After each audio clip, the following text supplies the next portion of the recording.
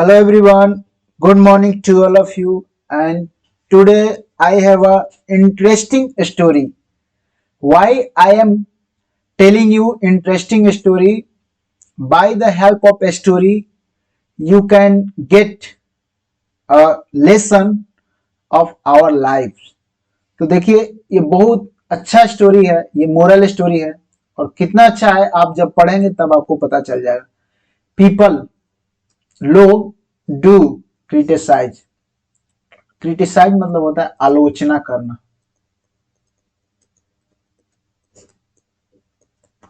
लोग आलोचना करेंगे फॉर के लिए, वॉट एवर जो कुछ भी, यू डू तुम करोगे. लोग आलोचना करेंगे ही करेंगे, जो जो कुछ भी तुम करोगे उसमें लोग क्या करेंगे, आलोचना करेंगे. बहुत अच्छा स्टोरी है. इस स्टोरी को पढ़ते हैं और वर्ड को सीखते हैं और वर्ड के साथ साथ स्ट्रक्चर को भी सीखते हैं. अ वॉशरमैन. वॉशरमैन का मतलब होता है धोबी. धोबी को बोलते हैं वॉशरमैन. एक धोबी था. Had a donkey. एक धोबी के पास क्या था, डोंकी का मतलब होता है गधा. धोबी का एक गधा था. The donkey used to. Donkey का यूज्ड टू प्रयोग करता था. टू हेल्प मदद करने के लिए. हिम उसके. Carry the clothes. कैरी मतलब होता है ढोना.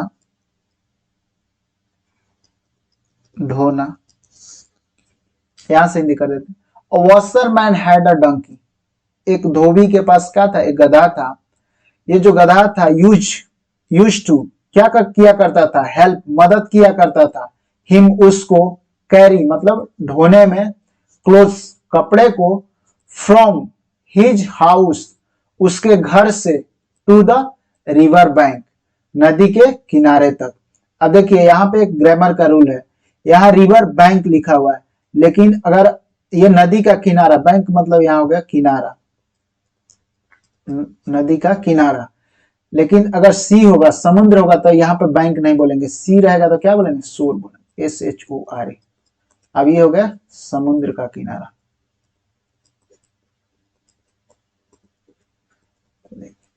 आप ग्रामर को अलग से मत पढ़िए और वर्ड को अलग से मत पढ़िए. ग्रामर वर्ड सब एक साथ इंटीग्रेटेड है. यदि आप सच में अंग्रेजी सीखना चाहते हैं तो आप यकीन मानिए, आप स्टोरी उठाइए. स्टोरी में अब आप वर्ड, स्ट्रक्चर और ग्रामर हर चीज देखते हुए आपको हर चीज इसी में मिलेगा. अगर मैं पढ़ाऊं तो इसको 2 घंटा पढ़ाने में लगेगा और आपको word by word, structure, grammar हर चीज मैं इसी में बता दूंगा. लेकिन आने वाले सीरीज में मैं करूंगा ऐसा कि छोटा चीज उठाऊं लेकिन उसमें हर चीज मैं बता दूं. अब देखिए इसी में यहाँ पे आप ग्रामर सीख गए कि रिवर, जब बैंक बोलेंगे, बैंक में मतलब एक ऐसा भी बैंक होता है जिसमें हम पैसा जमा करते हैं. बैंक मतलब किनारा भी होता है. किसका किनारा, नदी का. लेकिन वही समुद्र का किनारा बोलेंगे तो क्या बोलेंगे, सी शोर बोलेंगे, समुद्र का किनारा. आइए यहां से स्टार्ट करते हैं शुरू से, फिर एक बार हिंदी कर देता हूं. एक धोबी था, उसके पास एक गधा था. वो गधा को यूज करता था, गधा किया करता था, यूज टू हेल्प मदद किया करता था. हिम उसको. कैरी ढोने में. क्लोथ्स कपड़े को. फ्रॉम कहां से, हिज हाउस उसके घर से. टू द रिवर नदी के किनारे तक. द वॉशरमैन जो धोबी था. वॉश्ड धोता था. द क्लोथ्स देयर वहां पे क्या करता था, धोबी कपड़े को क्या करता था, धोता था. इन द इवनिंग शाम में. ही यूज टू वो जाया करता था. टू लोड मतलब लादने के लिए. द वॉश्ड धोया हुआ कपड़ा, धोया. एंड ड्राइड, ड्राइड मतलब होता है सूखा. ड्राइड का मतलब क्या होता है, सूखा. अब देखिए मुझे यहाँ पे जगह स्थान कम मिलता है तो मैं लिख नहीं पाता. आप ऐसा करिए कि आप कॉपी और पेन ले करके बैठिए. मैं जो जो वर्ड बता रहा हूं वहां पे आप वर्ड को लिखते चले जाइए और ग्रामर का रूल है उसको भी लिखे. मान लीजिए मैं एक स्टोरी पढ़ाया तो आप इसमें क्या कर सकते हैं, आप इसमें वर्ड, ग्रामर हर चीज, तो जैसे जैसे आएगा तो आप देखेंगे कि 30 या 40 स्टोरी जैसे होगा तो आपका बेसिक अंडरस्टैंडिंग लेवल बूस्टअप हो जाएगा. उसके बाद आप आसानी से अंग्रेजी सीख सकते हैं. यहां से फिर मैं हिंदी करता हूं. इन द इवनिंग शाम में. ही यूज्ड टू लोड वो लादा करता था. द वॉश्ड धोया हुआ एंड ड्राइड क्लोथ्स धोया कपड़ा लादा करता था और क्या सूखा हुआ कपड़ा उसको लाद दिया करता था। On the back of the donkey गधे के पीठ पे। एंड कम बैक वापस आता था, होम घर वापस आता था। ही वॉज हैप्पी वो खुश था। एंड सेटिस्फाई और संतुष्ट था। सेटिस्फाइड का मतलब संतुष्ट। विथ हिज लाइफ और अपने जीवन से क्या था संतुष्ट था और खुश था। वंस एक बार ही वेंट वो गया टू अ नियर बाय मतलब होता है नजदीक, विलेज गांव। वो एक बार कहा गया नजदीक के गांव में गया, मार्केट बाजार में। टू बाय मतलब खरीदने के लिए, सम कुछ, हाउस होल्ड मतलब होता है घरेलू सामान,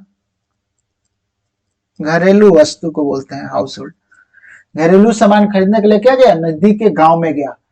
items along with his young, items मतलब वस्तु, घरेलू वस्तु को खरीदने गया। अलोंग मतलब साथ, विथ किसके साथ हिज यंग सन अपने नौजवान बेटे के साथ। एंड हिज डंकी अपने गधे के साथ। It was a summer afternoon, it was a summer गर्मी का, आफ्टरनून मतलब दोपहर था, दोपहर हुआ था।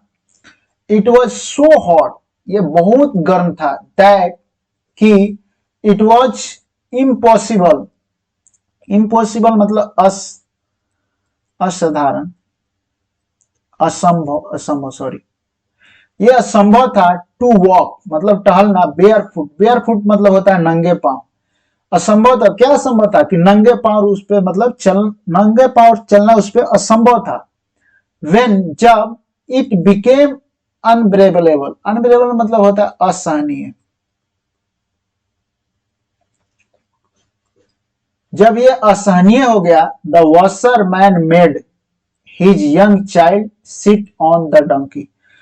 जब ये असहनीय हो गया था क्या किया, जो धोबी था वॉशरमैन था, मेड हिज यंग चाइल्ड अपने बेटे को क्या किया, सिट ऑन मतलब बैठा दिया, ऑन द डंकी गधे के ऊपर क्या किया बैठा दिया इसको।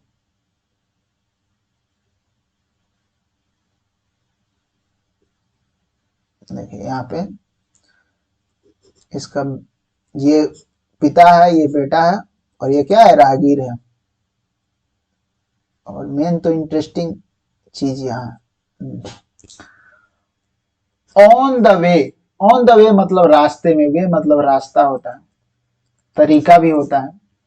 ऑन द वे रास्ते में, they met some passer by मतलब राहगीर, राहगीर जो आते जाते रहते उसको राहगीर बोलते। ऑन द वे रास्ते में, दे मेट मतलब मिले, किससे मिले कुछ, सम मतलब कुछ, पासर बाई कुछ राहगीर से। वन मैन कमेंटेड का मतलब टिप्पणी करना, टिप्पणी करना। एक आदमी ने क्या किया कमेंट किया, टिप्पणी किया। व्हाट अ फुलिश सन बोला कि कितना मूर्ख बेटा है। ही इज राइडिंग कि ये घोड़े पे सवार है, द डंकी सॉरी ये गधे पे सवार है। He is riding the donkey कि ये गधे को क्या कर रहा है चला रहा है, राइड कर रहा है मतलब उसको घुड़सवार कर रहा है। वाइल जबकि द एजेड जो उम्रदराज फादर मतलब पिता है, इज गोइंग ऑन फुट ये जो बेटा है इसका क्या कर रहा है, गधे को सवारी कर रहा है, जबकि इसके पिता जो हैं जो अधेड़ है मतलब एजगर है, ये गोइंग ऑन फुट ये क्या कर रहे हैं अपने पैर से चल रहे हैं। द वॉशर मैन सन्स जो वॉशरमैन जो धोबी का बेटा था, रियलाइज वो अनुभव किया, उसे रियलाइज हुआ। हिज मिस्टेक का मतलब होता है गलती, अपना गलती का क्या हुआ एहसास हुआ, रियलाइज एहसास, उसे एहसास हुआ। ही डिसमाउंटेड मतलब नीचे आ जाना, नीचे आ जाना या उतरना भी होता है, उतरना। ही डिसमाउंटेड वो उतर गया। एंड आस्क्ड और बोला हिज फादर टू राइड मतलब घुड़सवार करने के लिए मतलब चलाने के लिए। वो उतर करके क्या बोला पिता से कि अब आप चढ़िए। The father sat on the donkey पिता क्या किए, सेट मतलब बैठ गए, ऑन द डंकी, ये गधे के ऊपर ये बैठ गए। They had gone a little distance, they had gone, वे लोग कुछ ही दूर क्या गए थे, मतलब गए थे, लिटिल मतलब थोड़ा, डिस्टेंस मतलब दूरी, वो थोड़ा ही दूर गए थे। व्हेन, जब, अनदर दूसरा या अन्य, मैन पास्ट दूसरा आदमी क्या किया, पास मतलब गुजरा, अ कमेंट एक कमेंट करते हुए, how foolish is the old man, कि कितना बूढ़ा ये मूर्ख है, कितना ये मूर्ख बुढ़ा आदमी है। ही इज राइडिंग हिमसेल्फ, कि ये खुद ही गधे को चला रहा है, खुद ही गधे पर बैठा हुआ है। वाइल, जबकि, वाइल का मतलब होता है जबकि, जबकि यंग सन, जबकि इसका नाम छोटा बेटा क्या कर रहा है, इज वॉकिंग, ये टहल रहा है। इन सच हिट, इतने गर्मी में, गर्मी में क्या कर रहा है, ये टहल रहा है। इवन, यहां तक कि द डोंकी, जो गधा है, must be feeling hot and tired, यहां तक कि गधा भी क्या कर रहा होगा, महसूस कर रहा होगा, अवश्य महसूस कर रहा होगा गर्मी को, और थका हुआ महसूस कर रहा होगा। ये दूसरा आदमी कमेंट कर रहा है।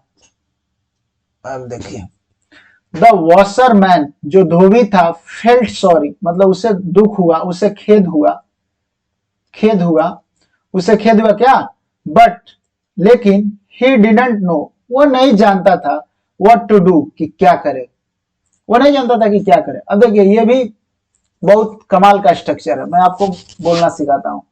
मैं क्या करूं, आई डोंट नो, मुझे नहीं पता, व्हाट टू डू, मुझे नहीं पता मैं क्या करूं, मुझे नहीं पता मैं क्या खाऊंगा, what to eat, I don't know.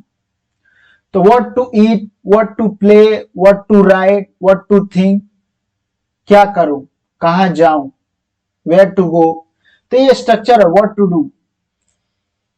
तो आप इस स्ट्रक्चर को पकड़िए और बोलिए कि व्हाट टू ईट, क्या खाऊं, what to, where to go, कहां जाऊं, हाउ टू रीड, कैसे पढ़ूं। तो ये स्ट्रक्चर है, आप इसको रट जाइए, और रट करके इसको बोलिए, डेली बोलिए।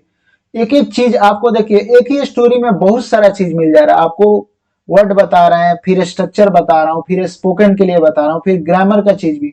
और धीरे धीरे जैसे ये क्लास आगे बढ़ेगा, मैं आपको एक एक चीज और बारीकी से मैं करता चला जाऊंगा।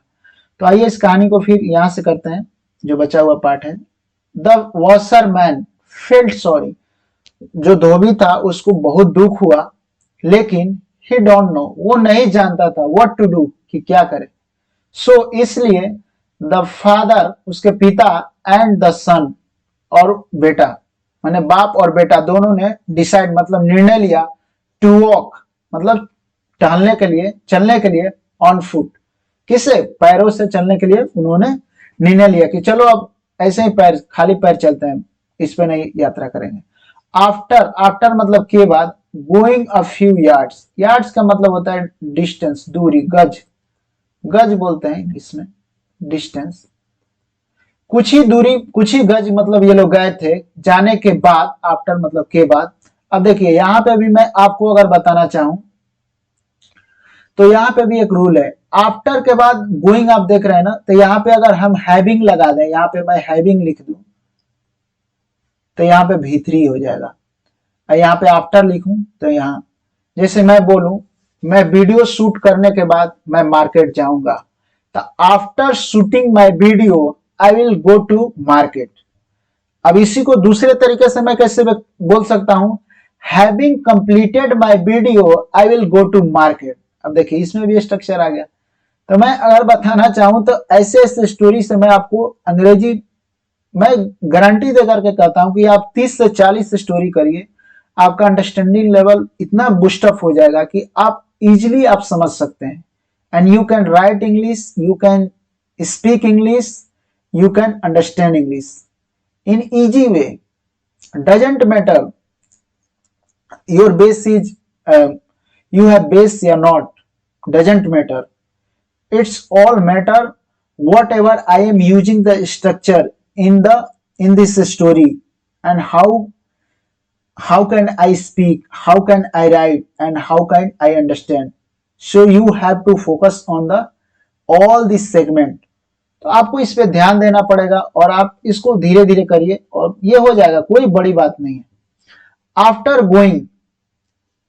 गोइंग जाने के बाद, अ फ्यू यार्ड्स कुछ दूर जाने के बाद, अगर यहाँ पे लिखेंगे तो क्या करेंगे, having gone a few yards, जाने के बाद, कुछ दूर जाने के बाद, दे मेट अ मैन, वे लोग एक आदमी से मिले, ही सेड टू, ही मतलब वह, सेड मतलब बोला, टू देम उनसे बोला, how foolish both of you are, तुम कितने बड़े मूर्ख हो, तुम दोनों कितने मूर्ख हो। यू हैव अ डंकी, तुम्हारे पास गधा है, टू राइड मतलब बैठने के लिए, चलाने के लिए, एंड स्टिल का मतलब होता है फिर भी यू आर वॉकिंग, तुम टहल रहे हो, ऑन फुट, फिर भी तुम लोग क्या कर रहे हो, पैदल जा रहे हो। अब देखिए कितना अच्छा चीज और कितना गहरा बात लिखा है कि no matter what one does. मैं इसको एक एक तोड़कर बताता हूं, फिर मैं समरी एक के बार मैं इसको बता दूंगा। नो मैटर, कोई फर्क नहीं पड़ता, व्हाट वन डज, कोई फर्क नहीं पड़ता कि कोई क्या करता है, कि आप क्या करते हैं, but one can not please का मतलब होता है खुश करना, लेकिन आप खुश नहीं कर सकते एवरीवन, हर किसी को, ऑल द टाइम। आप कुछ भी कर लीजिए, कोई कुछ भी करे, लेकिन हर समय किसी को खुश नहीं रख सकता। इसका कहने का मतलब ये है, no matter what one does, कि आप कुछ भी कर ले, कोई कुछ भी कर ले, बट लेकिन one can not please everyone, कि हर कोई किसी को, हर आदमी हर किसी को खुश नहीं कर सकता हर समय। तो ये स्टोरी है, बहुत अच्छा स्टोरी है, मुझे तो बहुत पसंद आया। आप ऐसे ही आप स्टोरी को कवर करते चलिए और I will meet you with a next video with a new chapter. So thank you, bye bye.